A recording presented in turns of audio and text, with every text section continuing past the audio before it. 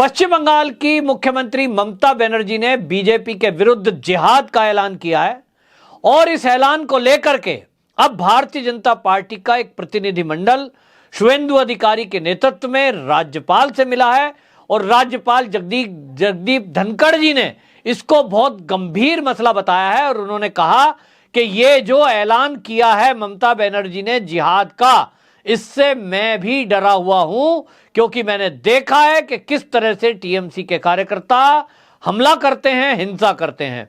इस बात को लेकर के आपको बताएं, बीजेपी के कार्यकर्ताओं ने, जिसमें विपक्ष के नेता शुवेंदु अधिकारी शामिल थे, इन सब ने पश्चिम बंगाल में इससे पहले जिहाद पर कार्रवाई हो, राष्ट्रपति शासन लगाने की मांग की है। अब देखना होगा कि क्या 21 जुलाई जिस दिन ममता बनर्जी ने भारतीय जनता पार्टी के विरुद्ध जिहाद की घोषणा की है, वो जिहाद होता है या उसके पहले ये सरकार गिराकर राज्य में राष्ट्रपति शासन लगाया जाता है। क्योंकि आपको बताएं, चुनाव के बाद जिस तरह से हिंसा हुई थी पश्चिम बंगाल में, लोगों के घर जलाए गए थे, महिलाओं के साथ बलात्कार हुए थे और बड़े पैमाने पर हिंसा हुई थी, जिसमें आपको बताएं 57 भारतीय जनता पार्टी के कार्यकर्ताओं की हत्या हुई थी।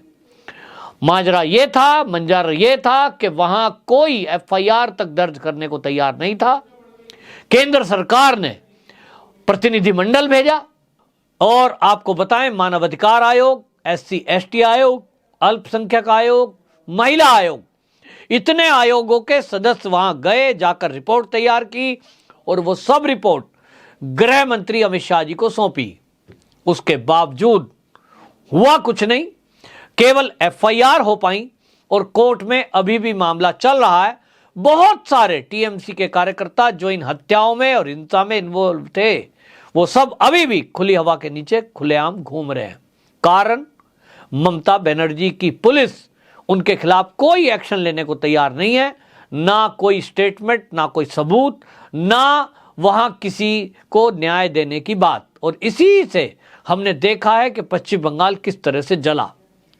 जब पश्चिम बंगाल में यह हिंसा हुई है, उसके पीछे एक बात और खतरनाक हुई है, जो खुलासे हुए हैं कि उन सब हिंसाओं में जो घुसपैठिए हैं उनका हाथ हमेशा पाया जाता है और ममता बनर्जी उन घुसपैठियों को तवज्जो देती हैं, यानी बढ़ावा देती है, और इसीलिए जिहाद जैसे शब्द का इस्तेमाल किया गया है। आपको बता दूं, ये जो टीएमसी है, टीएमसी हर साल कोलकाता के धर्मतला में पार्टी की एक सभा करती है और उसमें वाम मोर्चा जो था, जब कम्युनिस्ट थे पश्चिम बंगाल में, उनके शासन में टीएमसी के कार्यकर्ताओं की जो हत्या की गई थी, उनकी शोक सभा एक रखती है। और अब की बार यानी 21 जुलाई 2022 में ममता बनर्जी शोक सभा से उन्होंने घोषणा कर दिया और उन्होंने बाकायदा जो ये घोषणा की, ये कार्यक्रम में की और उस कार्यक्रम में वर्धमान में उन्होंने एक सभा में बोलते हुए कह दिया कि 21 जुलाई को इस बार जब हम शहीद सभा करेंगे, उस दिन से भारतीय जनता पार्टी के विरुद्ध मैं एक जिहाद का ऐलान करूंगी। जिहाद का मतलब क्या है? जिहाद का मतलब होता है धर्म युद्ध। तो धर्म युद्ध में हमने देखा कि क्या क्या हुआ है और उस क्या क्या होने के बाद अगर फिर भी दोबारा से ममता बनर्जी इस तरह का घोषणा करती है तो बड़े पैमाने पर हिंसा हो सकती है। भारतीय जनता पार्टी के कार्यकर्ताओं को पहले ही मारा गया, उनके घर जलाए गए, उनकी महिलाओं के साथ रेप हुए। तो क्या ममता बनर्जी इन सबको दोहरवाना चाहती है? सवाल तो यह है। और इसीलिए आपको बताएं, जब चुनाव के बाद जो हिंसा हुई थी, तब से ये मांग उठ रही थी, पूरे देश से ये मांग उठ रही थी कि ममता बनर्जी को रोकना बहुत जरूरी है और वो तभी रुक पाएगी जब वहां राष्ट्रपति शासन लगाया जाए।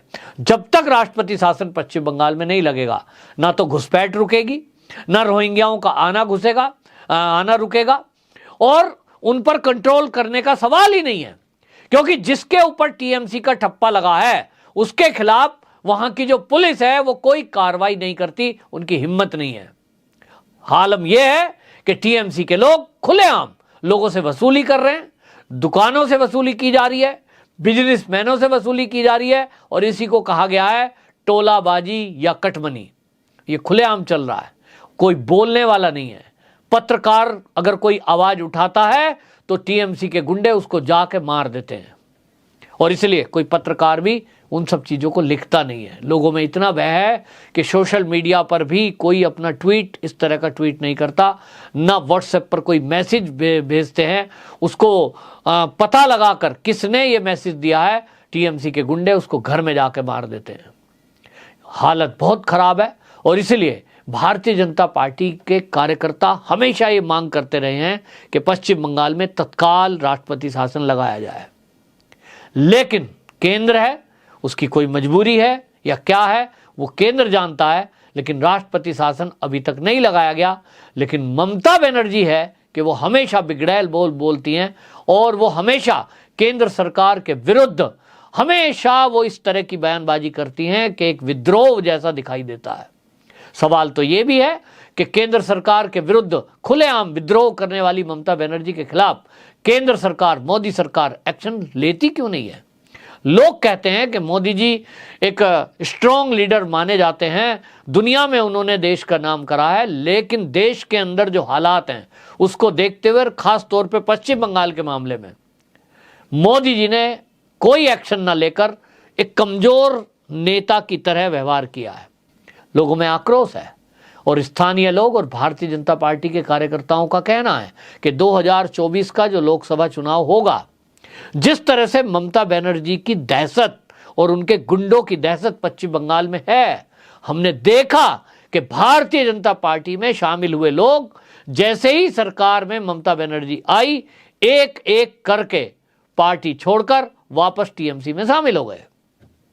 उसमें कई तो सांसद थे, और एक तो उसमें मंत्री भी थे, जो केंद्र में मंत्री थे, और वो जाकर वापस टीएमसी में मिल गए।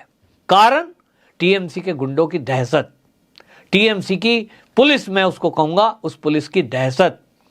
उस दहशत के कारण लोगों को लगता है कि पश्चिम बंगाल में अगर रहना है, शांति से रहना है, तो यहां ममता बनर्जी का जयकारा करना पड़ेगा, टीएमसी के साथ मिलकर चलना पड़ेगा।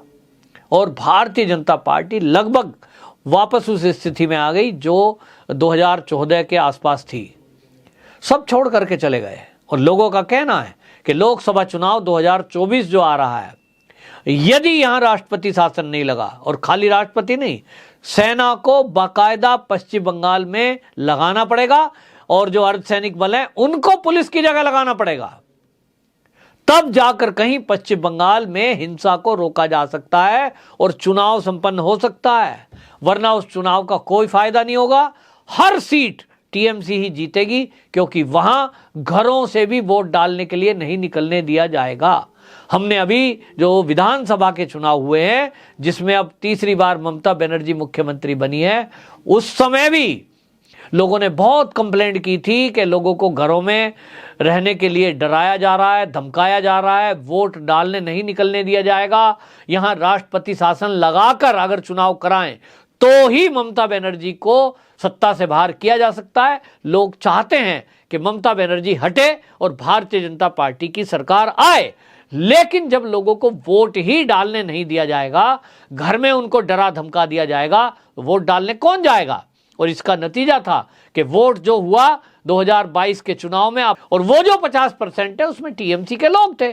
भले ही भारतीय जनता पार्टी की 3 से बढ़कर 77 सीट हो गई, लेकिन यह सच है कि अगर राष्ट्रपति शासन 6 महीने पहले लगा दिया जाता और केंद्रीय सुरक्षा बलों की नियुक्ति होती, तो कहीं ना कहीं भारतीय जनता पार्टी के कार्यकर्ता और वहां की जनता को टीएमसी की गुंडागर्दी से कम टेंशन नहीं होती, और उनको लगता कि वो आजाद होकर वोट डाल सकते हैं। लेकिन केंद्र ने ऐसा नहीं किया, मोदी जी ने ऐसा नहीं किया, और इसका नतीजा आज हमारे सामने है कि भारतीय जनता पार्टी की सरकार पूरी ताकत लगाने के बाद भी रह गई, वहां नहीं बन पाई। और ऐसे ही 2024 का नतीजा भी होगा। तो मोदी जी को तय करना है कि वो किस तरह का पश्चिम बंगाल चाहते हैं। भारतीय जनता पार्टी के कार्यकर्ताओं की अगर बात करें, पश्चिम बंगाल के कार्यकर्ताओं की बात करें, तो वो कोई महीने में एक दिन ऐसा नहीं जाता होगा जब वो राष्ट्रपति शासन लगाने की मांग ना करते हो, राज्यपाल जी को नोटिस ना देते हो।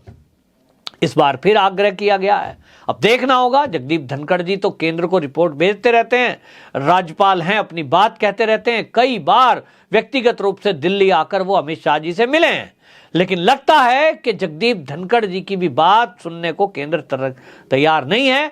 क्या अंदरूनी मामला है ये मैं नहीं जानता, आप नहीं जानते, ये सरकार जानती है कि उसकी क्या मजबूरी है कि यहां राष्ट्रपति शासन नहीं लगाया जा रहा है। लेकिन अब जब ममता बनर्जी ने खुलेआम भारतीय जनता पार्टी के विरुद्ध जिहाद की घोषणा कर दी है, 21 जुलाई से वो इसको करने जा रही हैं, इसको लेकर जगदीप धनखड़ जी ने मुख्य सचिव को पत्र लिखा है और उनको कहा है कि वो ममता बनर्जी से इस बयान को वापस लेने के लिए कहें।